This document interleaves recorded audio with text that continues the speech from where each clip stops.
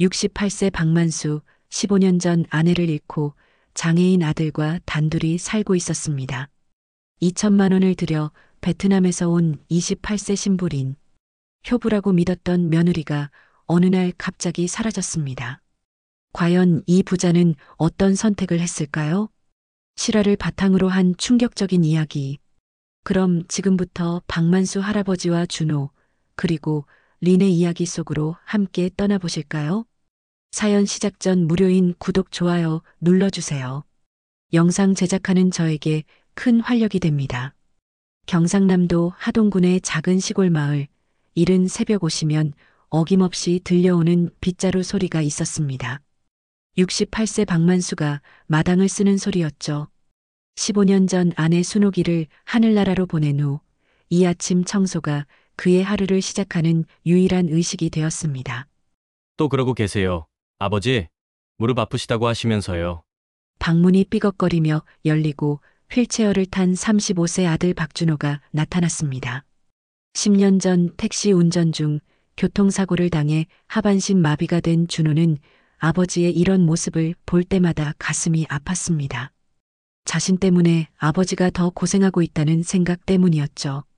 괜찮다, 괜찮아. 몸을 안 움직이면 더 아프단다. 만수는 빗자루를 벽에 기대어 놓고 준호의 어깨에 손을 올렸습니다. 아들의 어깨가 예전보다 더 야위었다는 걸 느끼며 속으로 한숨을 쉬었습니다. 국가에서 나오는 장애연금과 자신의 작은 농사로는 두 사람이 살기에도 빠듯했는데 준호의 건강까지 나빠지고 있는 것 같았거든요. 점심을 먹으며 준호가 조심스럽게 말을 꺼냈습니다. 아버지, 저 이제 혼자 사는 것도 익숙해졌어요. 며느리 같은 거 생각하지 마세요. 무슨 소리냐? 이 녀석아, 너도 사람인데 가정을 꾸려야지. 이런 몸으로 누가 저를 좋아하겠어요? 현실적으로 생각해보세요. 준호의 말에 만수의 젓가락질이 멈췄습니다. 동네에서 준호 또래는 이미 다 결혼해서 손자까지 본 집이 대부분이었습니다. 매주 장날이면 들리는 이웃들의 자랑 섞인 인사가 가시처럼 박혔죠. 우리 며느리가 김치를 정말 잘 담가요. 손자가 벌써 말을 해요 같은 이야기들 말입니다. 그날 오후 만수는 읍내에 농약을 사러 갔다가 우연히 결혼정보회사 간판을 보게 되었습니다. 행복한 국제결혼, 베트남 필리핀 신부 전문이라는 문구가 눈에 들어왔습니다. 처음에는 그냥 지나치려 했는데 발걸음이 자꾸 그쪽으로 향했습니다. 아, 설마. 하지만 준호가 만수는 한참을 망설이다가 결국 그 문을 열었습니다. 사무실 안은 생각보다 깔끔했고 벽에는 예쁜 외국 여성들의 사진이 가득 걸려 있었습니다. 그 중에서도 유독 환한 미소를 지은 한 여성의 사진이 만수의 시선을 사로잡았습니다. 어서 오세요. 어르신, 잘 오셨습니다. 결혼정보회사 사장 김태수가 반갑게 인사했습니다. 50대 초반으로 보이는 그는 능숙한 말솜씨로 만수를 안내했습니다. 요즘 국제결혼이 대세입니다. 특히 베트남 처자들은 정말 효성이 지극해요. 한국 며느리들보다 훨씬 가정적이고 시부모를 잘 모십니다. 김태수는 벽에 걸린 사진 중 하나를 가리켰습니다. 쯔엉티린이라는 이름표가 붙은 28세 여성이었습니다. 이 처자는 어떤 사람입니까? 아, 린이요? 이 아이가 정말 괜찮아요. 하노이 대학 졸업에 한국어도 조금 할 줄 알고요. 무엇보다 성격이 온순하고 가정적입니다. 사실 대부분이 조작된 정보였지만 만수는 알 리 없었습니다. 김태수는 계속해서 린의 장점을 늘어놓았습니다. 비용은 얼마나 듭니까? 총 2천만 원이면 모든 게 해결됩니다. 베트남 현지 비용, 결혼식, 비자 발급까지 다 포함이에요. 분할 납부도 가능하고요. 집으로 돌아온 만수는 저녁을 먹으며 준호에게 조심스럽게 이야기를 꺼냈습니다. 준호야, 아버지가 오늘 설마 국제결혼 이야기 아니죠? 준호의 표정이 굳어졌습니다. 잠깐만 들어봐. 이 사진을 보면 만수가 가져온 팸플릿을 보여주자 준호가 고개를 저었습니다. 아버지, 현실을 보세요. 저 같은 장애인을 누가 좋아해요? 게다가 돈도 없는데 무슨 2천만 원을요? 돈은 아버지가 어떻게든 마련한다. 논 안 맞이기만 팔면 되니까. 안 됩니다. 그 돈으로 아버지가 편히 사세요. 저는 괜찮다니까요. 하지만 만수의 마음은 이미 기울어 있었습니다. 그날 밤 그는 아내의 영정사진 앞에 앉아 오랫동안 생각에 잠겼습니다. 준호가 혼자 늙어가는 게 너무 안쓰럽다. 아버지라도 며느리 하나 들여서 저 아이 외롭지 않게 해주고 싶구나. 이틀 후 만수는 다시 결혼정보회사를 찾았습니다. 이번에는 준호를 설득한 후였습니다. 어서 오세요. 어르신, 마음 정하셨나요? 김태수가 반갑게 맞이했습니다. 그 린이라는 처자, 우리가 직접 만나볼 수 있습니까? 당연히 가능합니다. 베트남 현지에 가셔서 직접 만나보시고 결정하시면 됩니다. 저희가 모든 걸 준비해 드릴게요. 김태수는 베트남 여행 일정표를 꺼내 보여주었습니다. 3박 4일의 짧은 여행이었지만 그 안에 모든 만남이 계획되어 있었습니다. 비용은 항공료와 숙박비 포함해서 200만 원입니다. 만약 결혼을 결정하시면 나머지 1,800만 원을 지불하시면 되고요. 만수는 준호와 상의한 후 계약서에 서명했습니다. 준호는 여전히 망설였지만 아버지의 간절한 마음을 거절할 수 없었습니다. 아들, 아버지가 휠체어 밀어드릴 테니 걱정하지 마라. 정말 괜찮을까요? 아버지, 괜찮다. 인연이라는 게 언제 어떻게 올지 모르는 거니까. 한 달 후 만수와 준호는 베트남 하노이 공항에 도착했습니다. 처음 타보는 비행기, 처음 가보는 해외여행이었습니다. 준호는 긴장과 설렘이 뒤섞인 표정이었습니다. 베트남 현지 중개업체 직원이 공항에서 마중을 나왔습니다. 한국어를 조금 할 줄 아는 남자였습니다. 안녕하세요. 박만수 아버님이시죠? 저는 내반 중입니다. 호텔에서 하루 쉰 후 드디어 린을 만나는 날이 되었습니다. 하노이 시내의 작은 카페에서 만나기로 했습니다. 약속 시간보다 30분 일찍 도착한 만수와 준호는 떨리는 마음으로 기다렸습니다. 준호는 자신의 휠체어를 내려다보며 한숨을 쉬었습니다. 아버지, 정말 저 같은 사람을. 준호야, 진실한 마음이 가장 중요한 거다. 그때 카페 문이 열리며 린이 들어왔습니다. 사진보다 더 예쁜 모습이었습니다. 하얀 원피스를 입고 수줍게 미소 짓는 모습이 마치 천사 같았습니다. 안녕하세요, 아버님. 린은 정중하게 인사했습니다. 그리고 준호를 바라보며 자연스럽게 미소를 지었습니다. 안녕하세요, 준호 씨. 준호는 얼굴이 빨갛게 달아올랐습니다. 이렇게 예쁜 여자가 자신에게 친근하게 말을 걸어준 건 처음이었거든요. 안녕하세요. 저는 준호입니다. 통역사를 통해 이런저런 이야기를 나누었습니다. 린은 어려서부터 한국 드라마를 좋아했다고 했습니다. 한국 문화에도 관심이 많고 특히 한국의 가족 문화를 존경한다고 말했습니다. 저는 가족을 정말 소중하게 생각해요. 시부모님을 잘 모시고 싶어요. 린의 말에 만수는 감격했습니다. 준호도 린의 진실해 보이는 눈빛에 마음이 흔들렸습니다. 사실 린에게는 이미 다른 계획이 있었습니다. 베트남에서 만난 수지라는 여자로부터 들은 이야기 때문이었습니다. 하지만 막상 준호를 보니 생각보다 착해 보이는 사람이었습니다. 그래도 계획은 계획이야. 3년만 참으면 돼. 3일 동안 여러 번 만난 후 린은 결혼에 동의했습니다. 준호도 린의 따뜻한 성격에 마음을 열었습니다. 정말 저 같은 사람과 결혼하시겠어요? 준호가 마지막 날 조심스럽게 물었습니다. 준호 씨는 마음이 따뜻한 분이에요. 린이 준호 씨 도와드릴게요. 한국으로 돌아온 후 정식 결혼 절차가 시작되었습니다. 서류 준비와 비자, 신청 등 복잡한 과정들이 이어졌습니다. 린은 베트남에서 3개월 동안 한국어 공부를 했습니다. 결혼 비자를 받기 위해서는 기초적인 한국어 시험을 통과해야 했거든요. 그동안 준호는 매일 린에게 편지를 썼습니다. 서툰 영어와 번역기를 이용해서 말입니다. 린도 한국어 공부를 하며 답장을 보냈습니다. 준호 씨, 한국어 공부 열심히 하고 있어요. 빨리 만나고 싶어요. 준호는 린의 편지를 받을 때마다 가슴이 뛰었습니다. 처음 느껴보는 감정이었습니다. 만수는 린이 오기 전에 집을 단장했습니다. 벽지도 새로 바르고 린이 쓸 방도 예쁘게 꾸몄습니다. 동네 사람들도 박신의 며느리가 온다는 소식에 관심을 보였습니다. 박서방, 베트남 며느리라며? 요즘 그런 결혼 많이 한다던데. 젊고 예쁘다면서? 부럽네. 만수는 이런 이야기들을 들으며 기대와 걱정이 반반이었습니다. 과연 린이 이 시골 생활에 잘 적응할 수 있을까 하는 걱정 말입니다. 드디어 린의 비자가 나왔습니다. 한국어 시험도 무사히 통과했다는 소식이었습니다.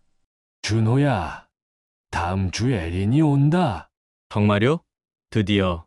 준호는 설렘과 긴장이 뒤섞인 표정이었습니다. 정말 새로운 삶이 시작되는 것 같았습니다. 하지만 린의 마음은 복잡했습니다. 베트남을 떠나기 전 수지와의 마지막 통화가 머릿속을 맴돌았습니다. 린, 국적만 따면 바로 연락해. 서울에서 돈 많이 벌 수 있는 일 있어. 린은 가방을 정리하며 생각했습니다. 과연 자신의 선택이 옳은 것일까요? 인천공항에 린이 도착한 날은 봄비가 내리는 쌀쌀한 오후였습니다. 만수와 준호는 새벽부터 준비해서 공항으로 향했습니다. 준호는 며칠 전부터 새 옷을 사고 머리도 다듬으며 준비했습니다. 아버지, 정말 올까요? 당연히 온다. 비행기 표도 끊었는데. 하지만 만수도 내심 떨렸습니다. 혹시 린이 마음을 바꿔서 오지 않으면 어쩌나 하는 걱정이 들었거든요. 출입국 게이트에서 기다리던 중 드디어 린이 나타났습니다. 큰 캐리어를 끌고 나오는 모습이 베트남에서 봤을 때보다 더 작아 보였습니다. 린은 주위를 두리번거리다가 만수와 준호를 발견하고 달려왔습니다. 아버님, 준호 씨. 린의 한국어는 3개월 만에 놀랍도록 늘어 있었습니다. 발음은 어설펐지만 의사소통에는 문제가 없을 정도였습니다. 리나, 고생 많았다. 비행기는 어땠니? 괜찮았어요, 아버님. 한국 와서 정말 기뻐요. 린은 준호에게도 반갑게 인사했습니다. 준호 씨, 보고 싶었어요. 준호는 얼굴이 빨갛게 달아올랐습니다. 이런 말을 들어본 게 언제였는지 기억도 나지 않았습니다.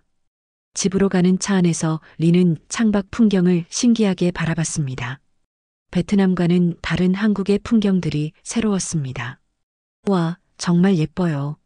산도 많고 집들도 예뻐요. 우리 동네는 시골이라 조용해. 심심하지 않을까 걱정이다. 아니에요, 아버님. 린은 조용한 곳 좋아해요. 집에 도착하자 동네 아주머니들이 몇 명 기다리고 있었습니다. 소문이 벌써 퍼진 것 같았습니다.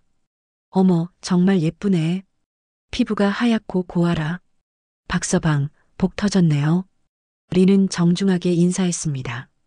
안녕하세요. 저는 린이에요. 잘 부탁드려요.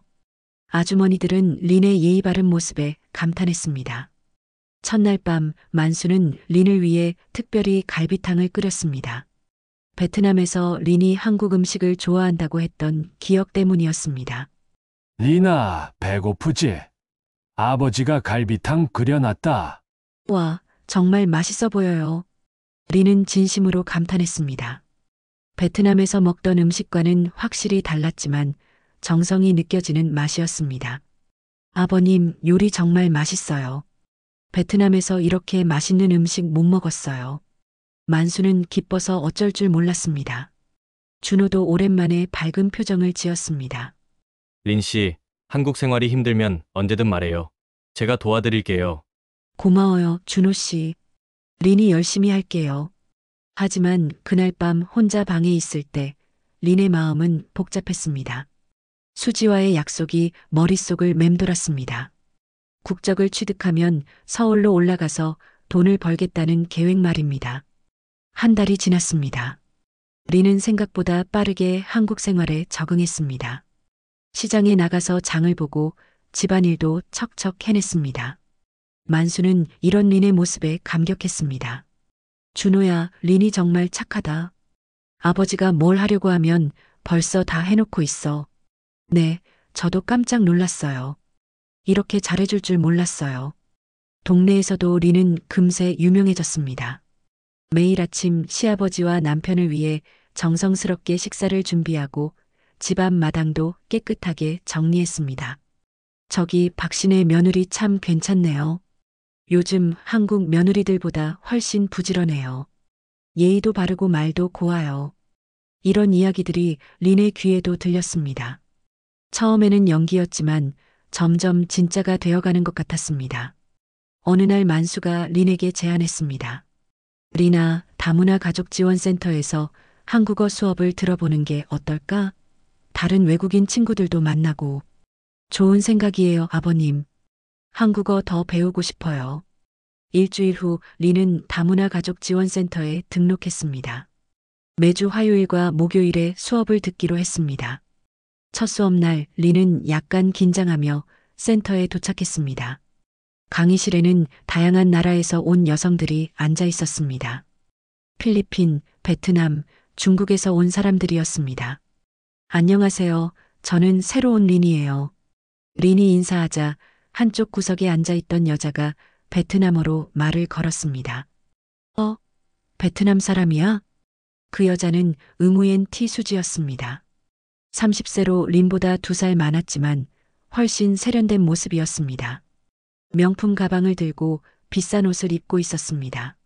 네, 맞아요. 저는 린이에요. 나는 수지야.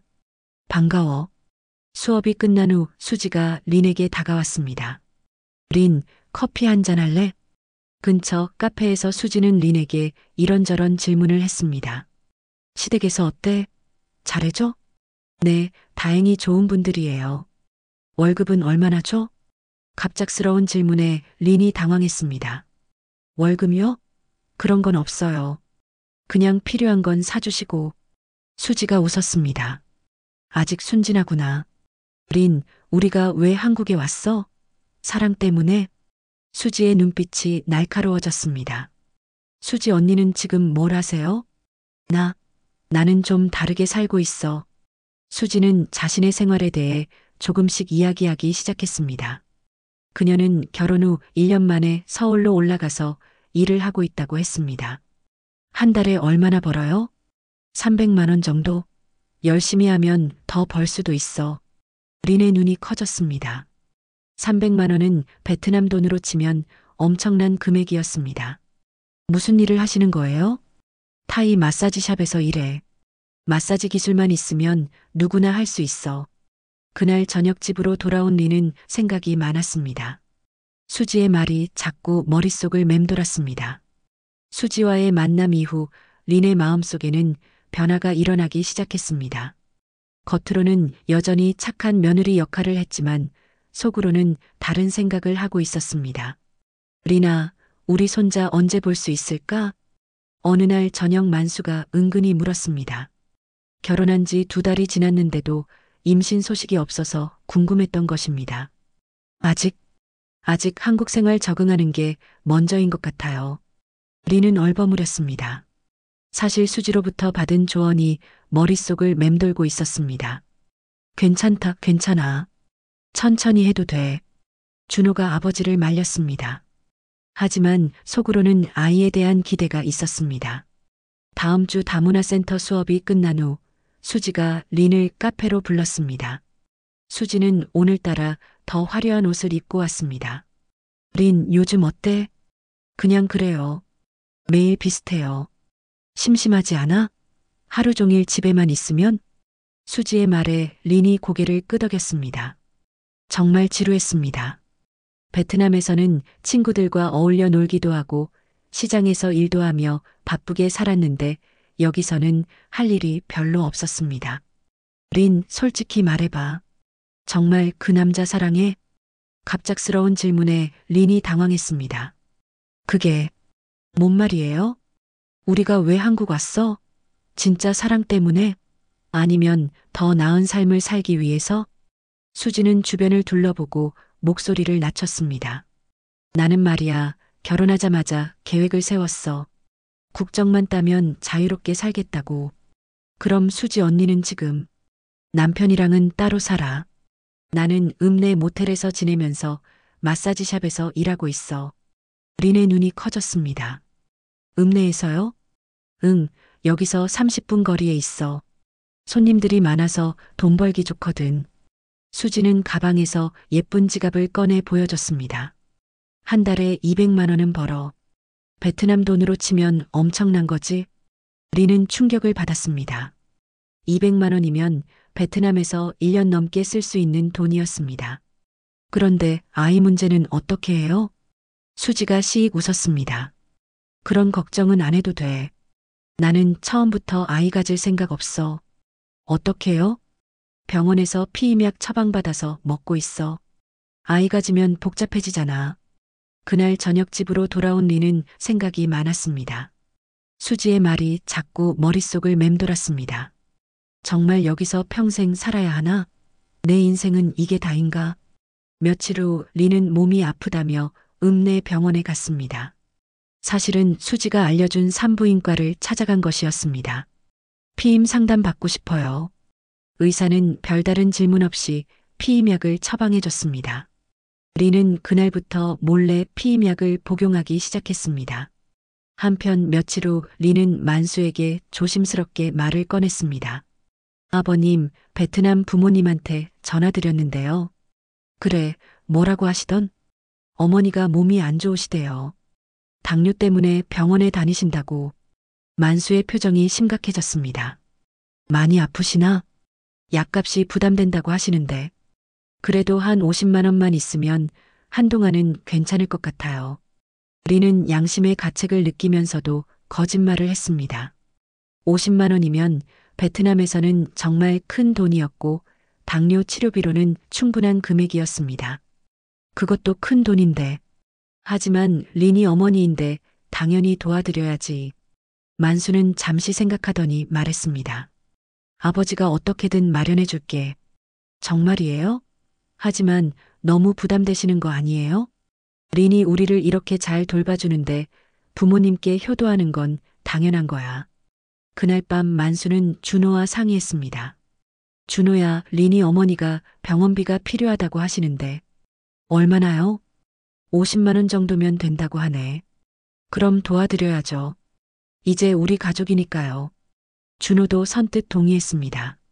자신을 이렇게 잘 돌봐주는 린의 부모님을 도와드리는 건 당연하다고 생각했습니다.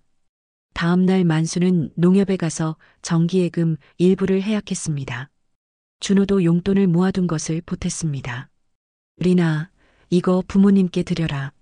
50만 원이 든 봉투를 받은 린은 눈물이 났습니다. 하지만 그 눈물이 감동 때문인지 죄책감 때문인지 알 수 없었습니다. 고마워요, 아버님.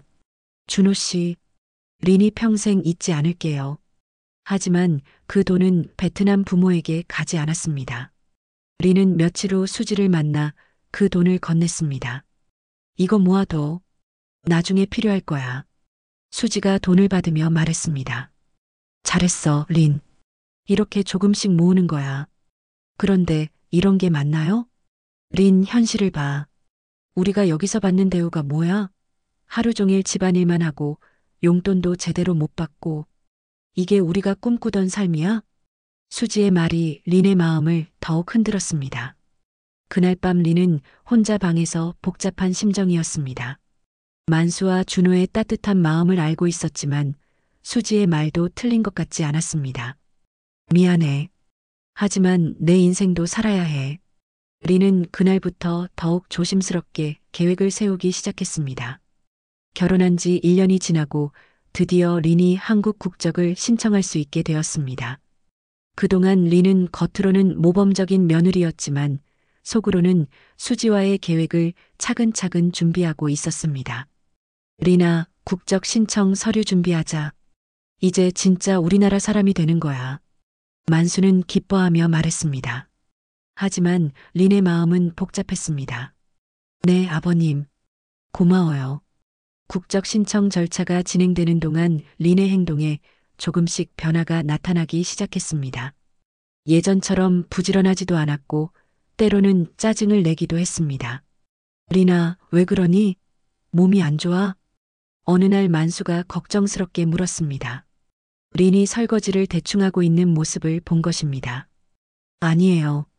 그냥 좀 피곤해서요. 국적을 받은 후 린의 행동은 더욱 노골적으로 변했습니다. 집안일도 대충 하고 외출도 잦아졌습니다. 밤늦게 들어오는 일도 많아졌습니다. 린아, 어디 갔다 와? 친구들이랑 한국어 공부했어요. 하지만 린의 옷에서는 향수 냄새가 났고 화장도 예전보다 진해졌습니다. 그러던 어느 금요일 아침, 린은 죄송해요. 저를 찾지 마세요라는 종이 쪽지를 남기고 사라졌습니다. 준호가 눈을 떴을 때는 린의 옷과 짐들도 보이지 않았습니다. 너무 놀란 준호는 아버지에게 이 상황을 말씀드리고 아버지와 함께 여기저기 갈 만한 곳을 찾아서 하루 왼종일 돌아다녔습니다. 그러나 린은 그 어디에도 보이지 않았습니다. 지친 몸으로 그날 저녁 준호가 린의 방을 정리하려다가 이상한 걸 발견했습니다. 아버지, 이거 봐요. 쓰레기통에서 찾은 건 작은 약통이었습니다.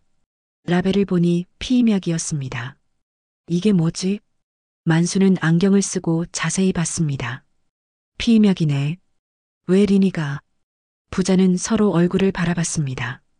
충격적인 발견이었습니다. 아버지, 그럼 린이가 일부러. 그럴 리가 없어. 하지만 의심은 점점 커져갔습니다. 다음 날 만수는 다른 이상한 점을 발견했습니다. 침실 서랍 안에 보관하던 비상금 200만 원이 사라진 것입니다. 준호야, 비상금 혹시 봤니? 무슨 비상금요? 서랍에 넣어둔 돈 말이야. 둘이 함께 집안을 뒤져봤지만 돈은 찾을 수 없었습니다. 설마 린이가? 준호는 말을 잇지 못했습니다. 일주일이 지나도 린은 돌아오지 않았습니다. 전화도 받지 않았습니다. 만수와 준호는 걱정과 의심 사이에서 괴로워했습니다. 아버지, 경찰서에 신고해야 하는 거 아니에요? 그래야겠다. 뭔가 잘못된 것 같아. 부자는 파출소로 향했습니다. 경찰관은 상황을 듣고 실종신고 접수를 받았습니다. 성인이니까 3일 후에 정식 수사 들어갑니다. 그 후 석 달이 흘렀습니다.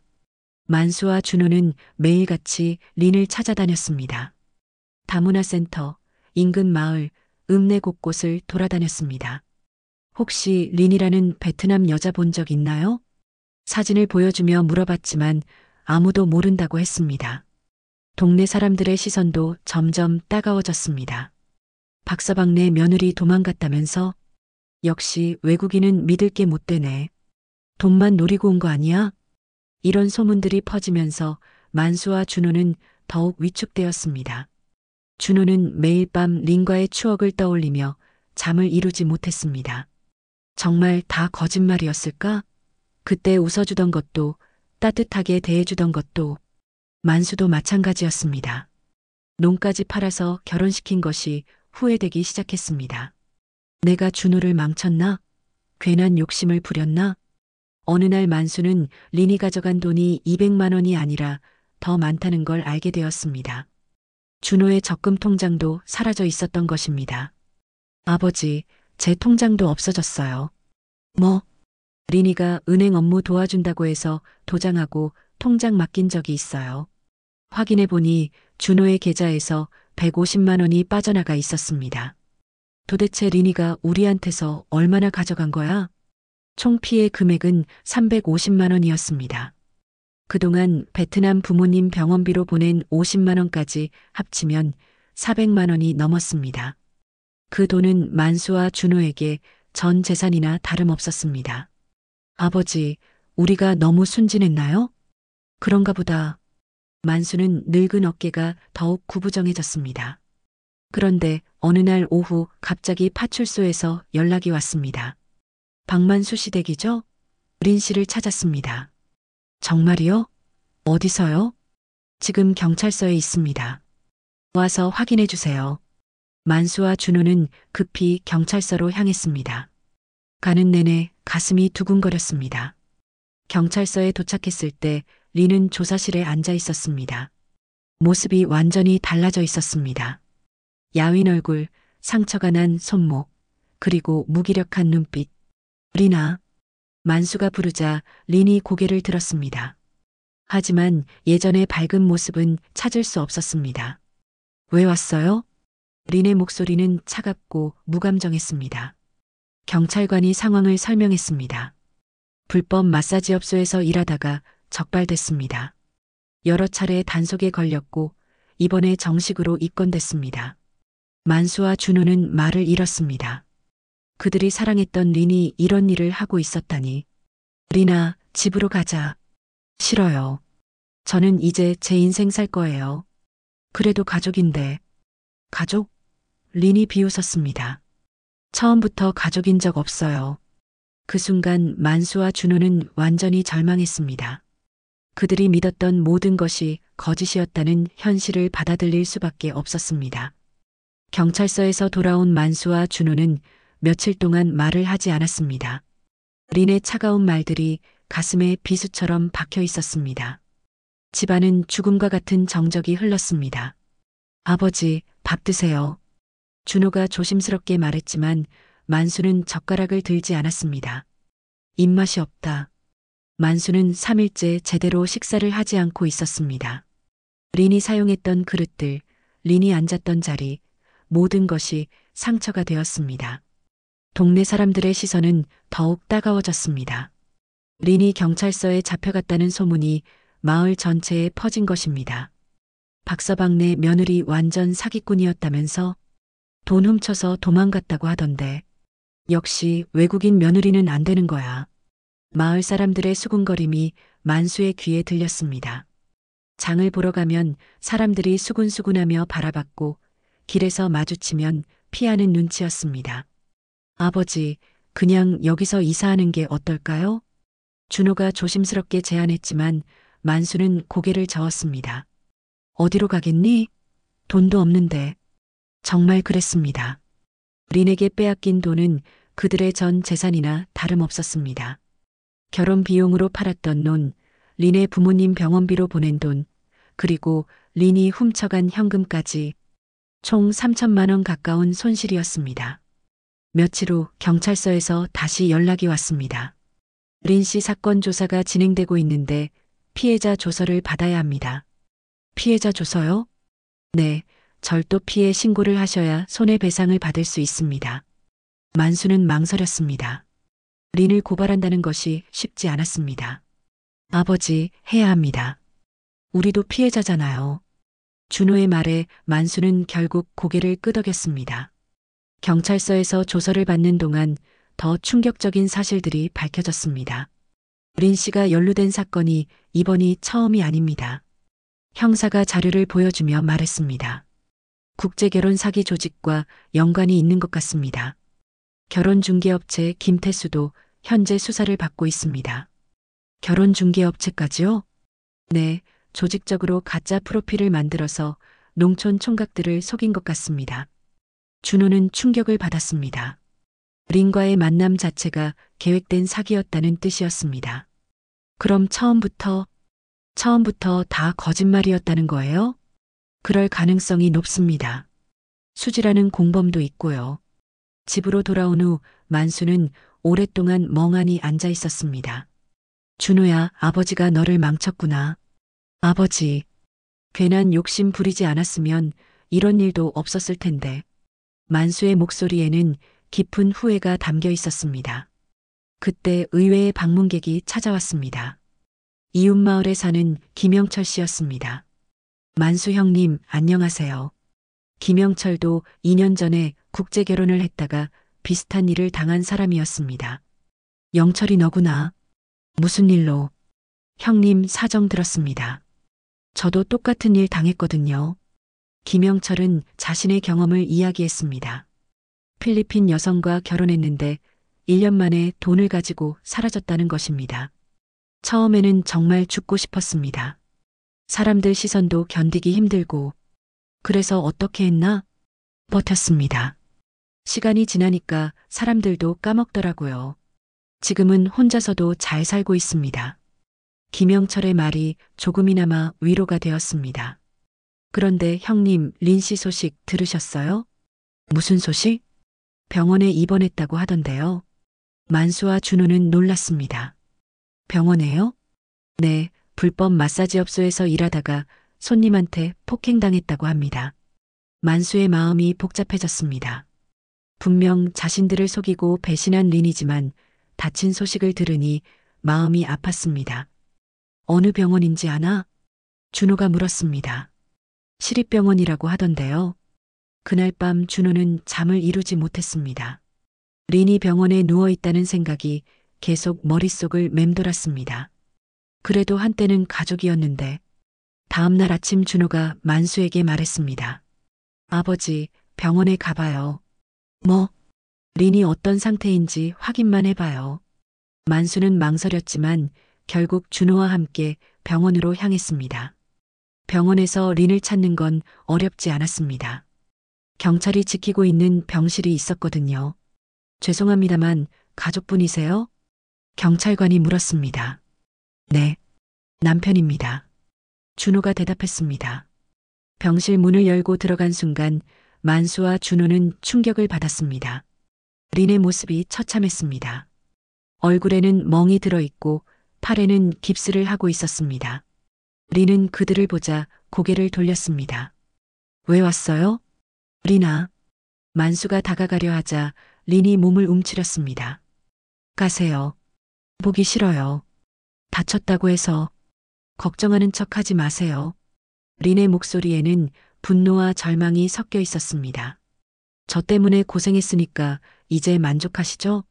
준호가 조심스럽게 입을 열었습니다. 린 씨, 우리는 그런 마음이 아니에요.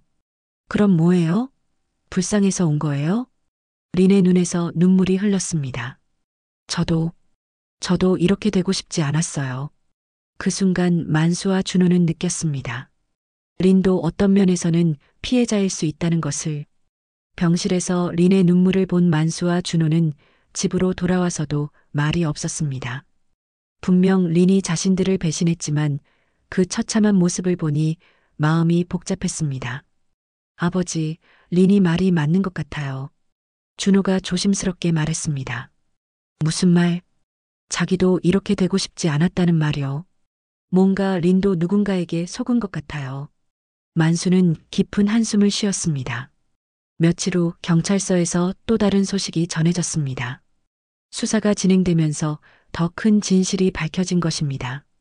박만수 씨, 중요한 사실을 말씀드려야겠습니다. 형사가 심각한 표정으로 말했습니다. 린 씨도 사실은 피해자일 가능성이 높습니다. 무슨 말씀이세요? 국제결혼 사기 조직이 체계적으로 운영되고 있었습니다.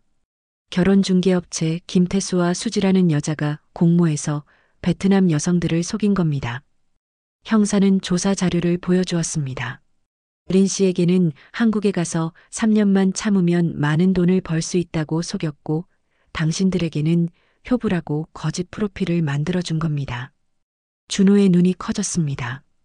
그럼 린이도 속은 거예요? 네, 린 씨는 베트남에서 가난한 집안 출신입니다.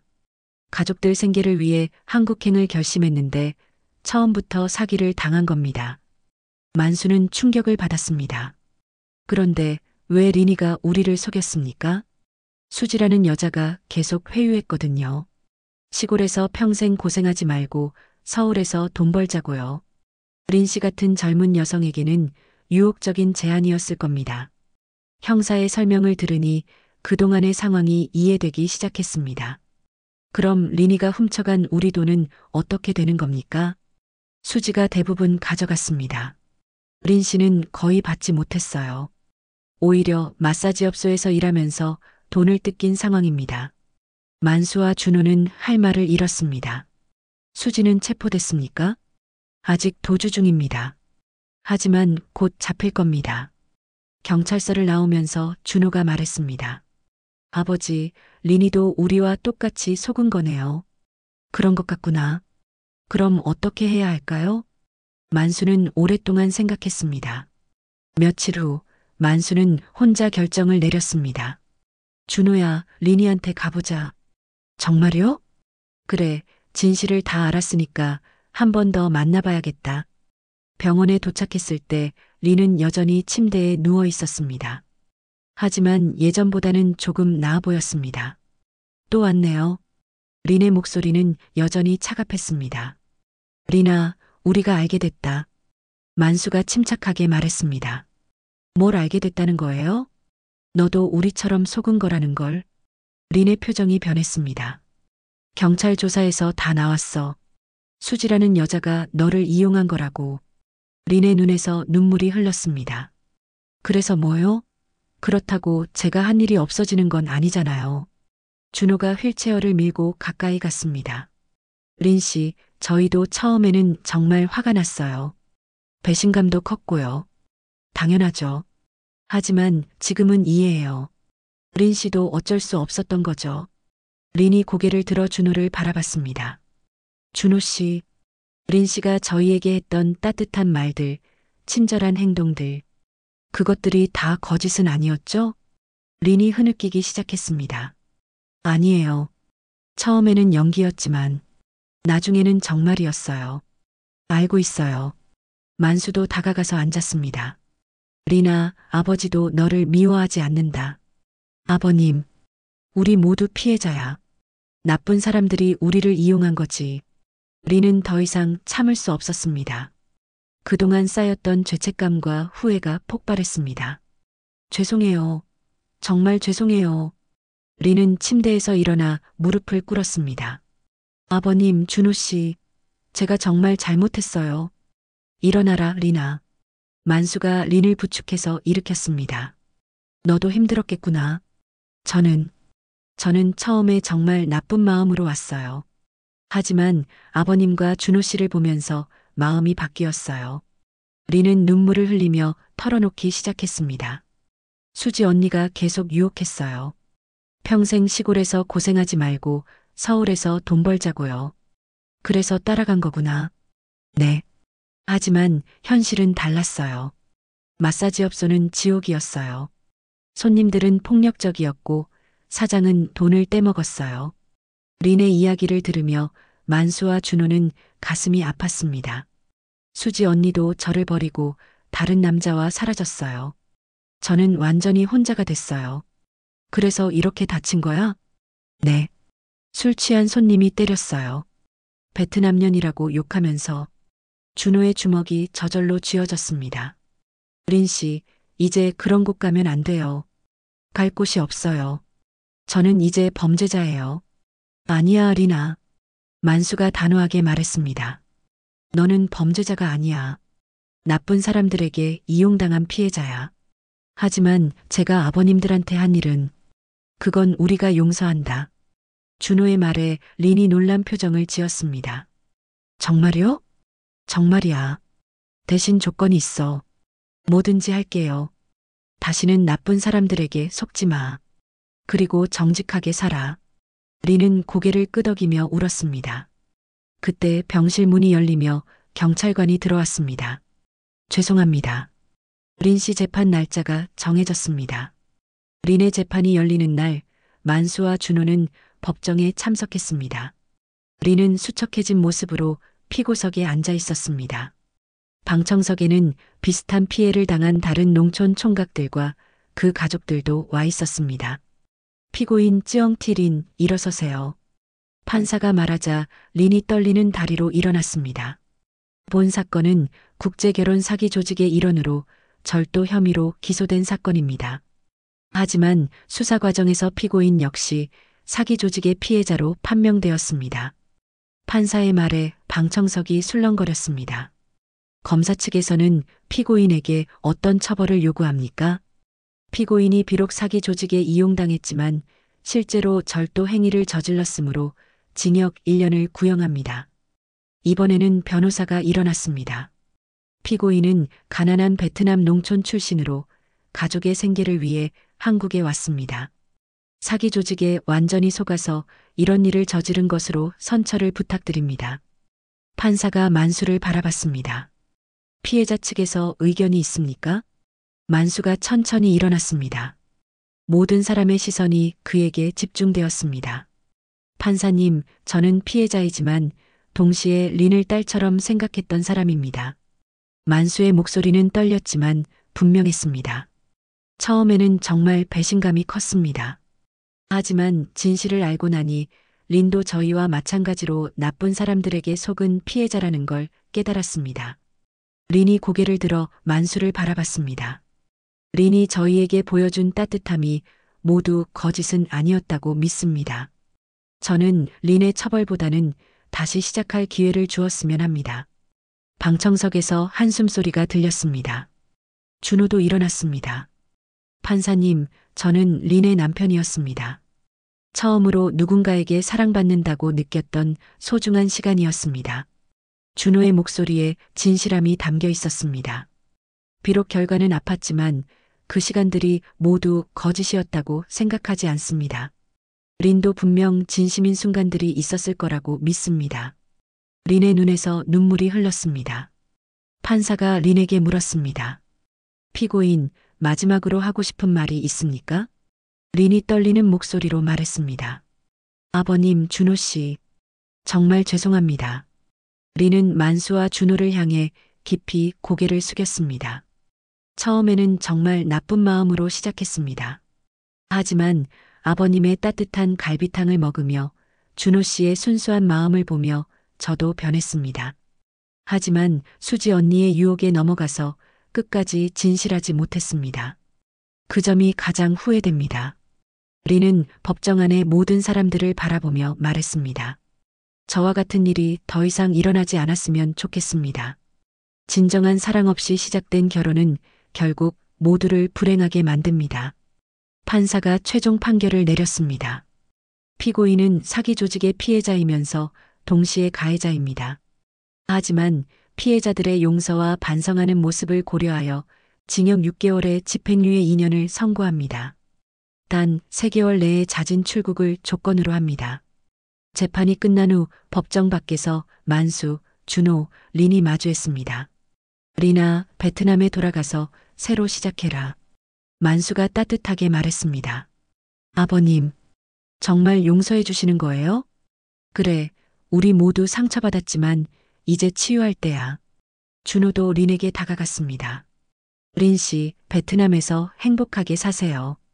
그리고 준호는 잠시 망설이다가 말했습니다. 정말 사랑했어요. 그 마음만큼은 진짜였어요. 린이 울음을 터뜨렸습니다. 저도요, 준호 씨. 저도 정말 사랑했어요. 3개월 후 린이 베트남으로 떠나는 날이었습니다.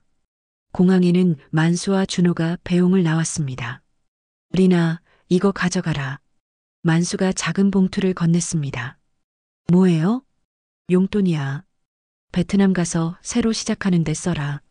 아버님, 제가 이런 걸 받을 자격이. 받아라. 마지막 아버지 마음이다. 린은 감사의 인사를 드리며 봉투를 받았습니다. 아버님, 준호 씨. 평생 잊지 않겠어요. 린이도 건강하게 잘 살아라. 린이 출국장으로 사라진 후 만수와 준호는 한동안 자리를 떠나지 못했습니다. 아버지, 이제 정말 끝이네요. 그래, 이제 우리끼리 다시 시작하자. 집으로 돌아온 부자는 린이 사용했던 방을 정리했습니다. 린의 흔적들을 치우면서도 아픈 마음이 들었습니다. 6개월 후 베트남에서 편지가 왔습니다. 아버님, 준호 씨 안녕하세요. 린입니다. 베트남에 돌아와서 한국어 선생님으로 일하고 있습니다. 제가 겪은 일을 다른 사람들이 겪지 않도록 올바른 국제 결혼에 대해 교육하고 있어요. 아버님이 해주신 갈비탕 맛을 잊을 수가 없어요. 준호 씨의 따뜻한 마음도요. 언젠가 기회가 되면 정식으로 사과드리러 가겠습니다. 건강하세요. 편지를 읽은 준호가 말했습니다. 아버지, 답장 보내도 될까요? 뭐라고? 잘 살고 있다니 다행이라고요. 만수는 아들의 어깨를 다독였습니다. 그래, 보내자. 미움보다는 용서가 우리를 더 자유롭게 해줄 거다. 그해 가을, 준호는 동네 도서관에서 자원봉사를 시작했습니다. 만수는 국제결혼 피해자들을 돕는 상담센터에서 활동했습니다. 만수 씨, 덕분에 많은 분들이 도움받고 계세요. 상담센터 직원이 말했습니다. 우리가 겪은 일이 헛되지 않았으면 좋겠어요. 둘 다 여전히 혼자였지만 더 이상 외롭지 않았습니다. 상처를 통해 더 깊이 이해하게 된 사랑과 용서, 그리고 진정한 가족의 의미를 알게 되었기 때문입니다. 저녁 식사를 마친 후 만수가 하늘을 보며 중얼거렸습니다. 순호가, 우리가 많이 배웠다. 이제는 더 지혜롭게 살 수 있을 것 같아. 준호는 아버지 옆에서 조용히 미소 지었습니다. 그들의 새로운 인생이 시작되고 있었습니다. 박만수 할아버지와 준호, 그리고 린의 이야기. 어떠셨나요? 처음에는 단순한 사기 사건으로 보였지만 알고 보니 모두가 피해자였던 이 이야기는 우리에게 많은 것을 생각하게 해줍니다. 인생을 오래 사신 여러분이라면 아시겠지만 세상에는 완전한 악인도 완전한 선인도 없습니다.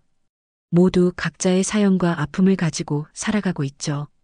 만수 할아버지처럼 아들을 위한 아버지의 마음, 준호처럼 사랑받고 싶은 간절한 마음, 린처럼 더 나은 삶을 꿈꾸는 젊은이의 마음, 모두 이해할 수 있는 마음이 아닐까요?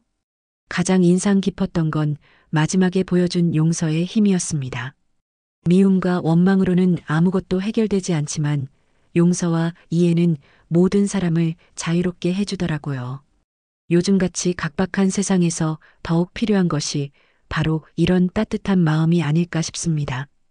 오늘 이야기가 여러분의 마음에 작은 위로가 되었기를 바랍니다.